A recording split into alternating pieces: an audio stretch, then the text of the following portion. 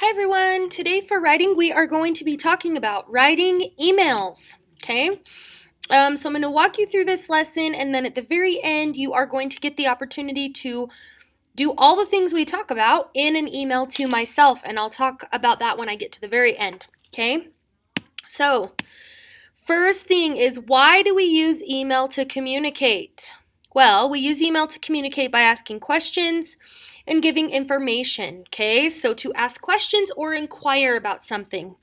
Also to give someone information. If I have something important I need to tell somebody and it needs to be quick, I can email them, right? Okay. What should an email include? It should include a subject, a greeting, the body of your email, a sign off, and your name. And we're going to talk about each of these things individually throughout this lesson. Okay? First thing is the subject. So the subject should be appropriate and informative. It should include what your email is about. So if I am at work, which I am right now, and I have to email Miss Cloward something, usually I'll email her. I do email Miss Cloward often, but when I do, in the subject line, I always put what the email is going to be about, okay? So if I'm emailing her about taking a day off, for instance, I'm not taking a day off, but if I were, okay, in the subject line, I might put time off, personal leave, vacation day, something like that, okay? That informs her before she even opens it what this email is going to be about. The next part is a greeting, okay? Always begin an email by addressing the person you are emailing by name or with a friendly greeting. So some examples include good morning, hello, or dear, and the person's name.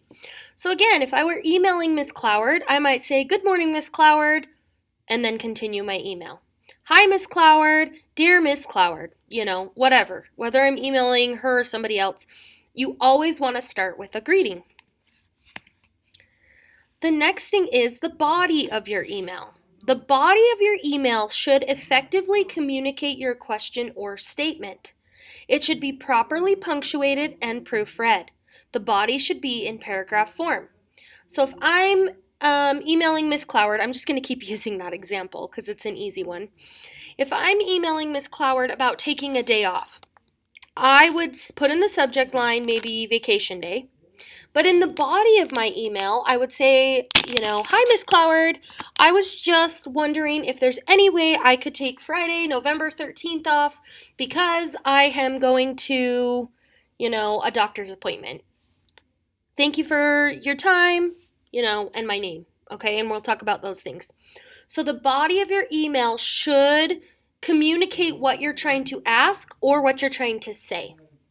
Okay? A sign off. Always, always, always end your email by thanking the person you are writing to. Some examples include thank you for your time, sincerely, or best. I use best a lot just because I like that. Like, it's almost like saying best wishes, okay? So I would say, hi, Miss Cloward. I was just wondering if there's any way I could take off Friday, November 13th because I have a doctor's appointment. Sincerely, Miss Van Etten. Okay, or best Miss Van Etten. Okay? Always end your email by thanking the person and using a proper sign off. Then, of course, your name. It's important for the person that you are writing to know who they are hearing from. Always end your email with your name. So after your sign off, which could be sincerely, best, thank you for your time, and then your name. Okay? All right, so we're going to actually practice together, and I'm going to walk you through the steps of this on an actual email. Well, not an actual email, but a picture of what an email would look like, okay? All right, so let's pretend that we have to email our teacher, Miss Van Etten, okay? Pretend I'm a student, to ask about a missing assignment. How would that email look? And then the other thing I want to talk about is how would that email sound if I were to read it out loud to myself or if I picture my reader reading it out loud. So I've got an email here, okay? As you can see, it shows the recipients. That's who's receiving your email. The subject, what your email's about, And then in this big white open space, you are going to put the body of your email, okay? So the recipient would be who's receiving it. So that's my email address right there because we're pretending that we're emailing me about a missing assignment. The subject would be whatever I decide to put here. So I decided to put question about missing assignment. So that means that before that person even opens that email, they know what this assignment's going to be about. And then the body, I start out with a greeting. So I put, hi, Miss Van Etten. Then I talk about what I'm, concerned about or what I'm asking about. I noticed on my progress report that it showed I was missing the journal prompt assignment from November 11th. I remember turning it in, but you still marked it as missing. Is there any way you could check to make sure that wasn't a mistake? I would greatly appreciate it. And then I put the sign off, which is thank you, and a name. I use Susie as an example. But of course, if I were writing my own email, I would put my own name there, okay?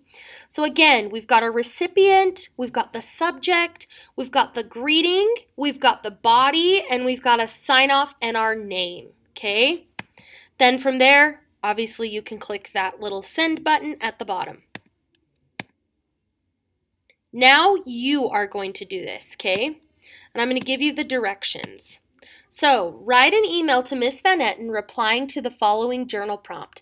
So you're actually going to go to your email in Google, your Gmail account, and you're going to write an email to me. So my email is abvanetten@granitesd.org. That's the email that we use for pretty much everything. And this is what you're going to be writing about.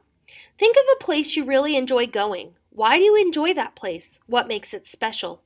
Use as many details as possible. Write at least one paragraph. Okay, so this is a lot like a journal prompt, but this time you're writing it to me in an email. And then you're going to send it to me so that I can see that you have completed the assignment. I hope that this video helps you with writing emails, and we're going to continue to practice things like this, not necessarily just emails, but practicing these types of writing. Have a great day, and I'll see you in the next video.